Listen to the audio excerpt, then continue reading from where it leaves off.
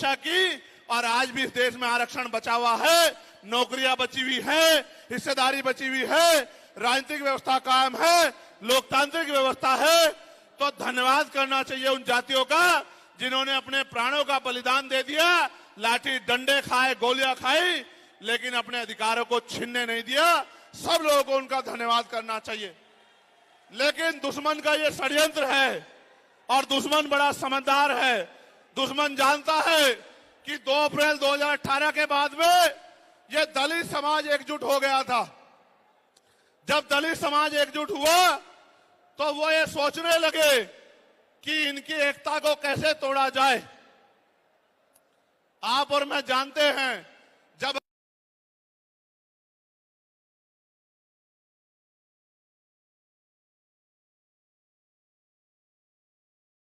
अगर आप झाड़ू की सिक्कों को इकट्ठा कर दोगे, वो सिक्के जो हैं एकजुट हो जाएंगे, उनको बांध दिया जाएगा तो वो सारा कचरा साफ कर देंगे।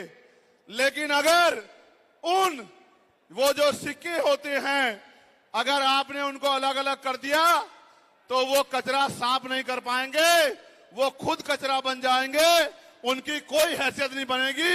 इसलिए हमारे महापुरुषों ने बहुजन समाज में भाईचारे की बात की। और आप महसूस करो, बाबा साहब अंबेडकर ने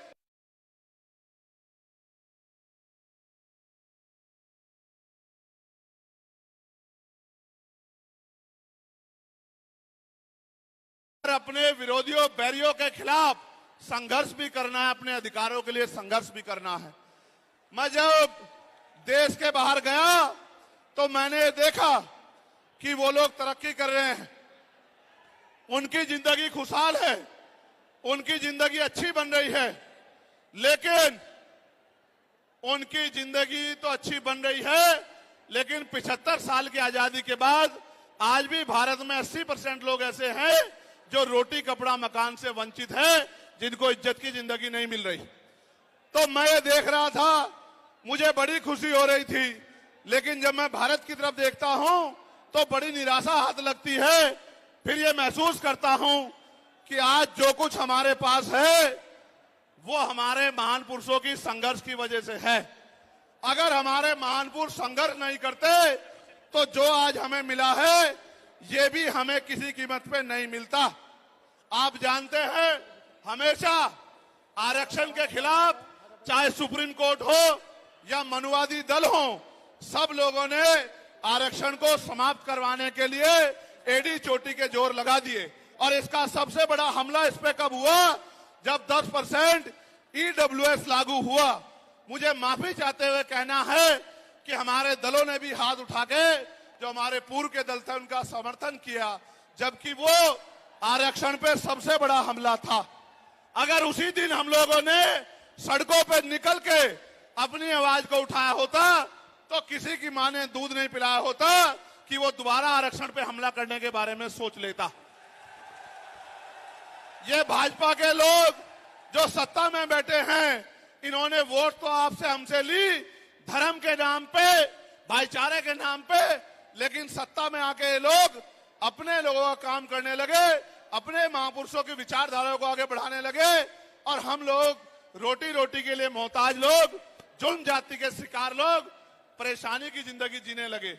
मैं चाहता हूं कि जो जिंदगी हमारे लोग ऑस्ट्रेलिया में जी रहे हैं, ऑस्ट्रिया में जी रहे हैं, इटली में जी रहे हैं, यूरोप में जी रहे हैं, पूरे अमेरिका में जी रहे हैं, कनाडा में जी रहे हैं, इंग्लैंड में जी रहे हैं, ऐसी जिंदगी की व्यवस्था भारत में भी हो।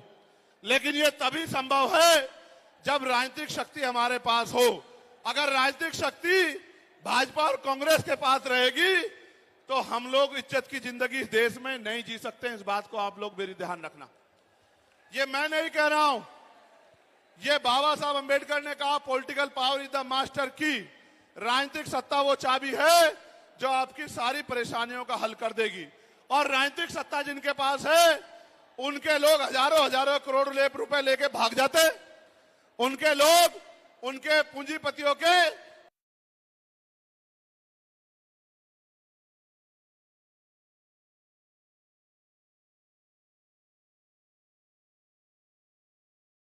लिख के आपको जेल भेजने का काम सरकार कर देगी और आपके घर की कुर्की भी करा देगी। आप किसानों का, मजदूरों का हाल देख लो, आप नौजवानों का हाल देख लो, इस देश में क्या है। तो हमारी सबसे बड़ी मांग ये है, आप समर्थन करके बताना कि आप इस पे सहमत हो या नहीं हो। बताओ, जातिवार जनगणना होनी चाहिए नहीं होनी चाहिए? एक सुर में बताओ, होनी चाहिए नहीं होनी चाहिए? साथ साथ इस देश में जातिवार जनगणना के साथ साथ जितने भी सरकारी संस्थान हैं